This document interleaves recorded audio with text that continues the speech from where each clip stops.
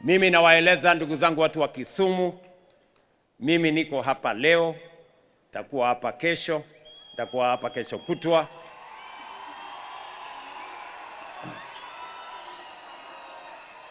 Sasa nyinyi ile mtafanya, mtaanza kunizoea. Mtaanza kufanya nini? Mwanze kunizoea. Sijui kama tunaelewana bado.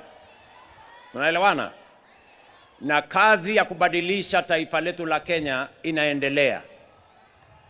Barabara tunajenga, watoto wetu tunawasomesha, health delivery ya universal inasonga mbele, mambo ya kuunganisha stima inasonga mbele, tunajenga infrastructure tofauti tofauti, na tunawatangazia wale ambao wanataka kushindana na sisi ya kwamba miradi yetu ya maendeleo inaendelea, Kenya tunaitransform, na mimi nataka niwaambie tuko tayari na tuko kadi.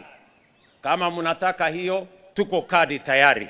We are ready for you when the time comes.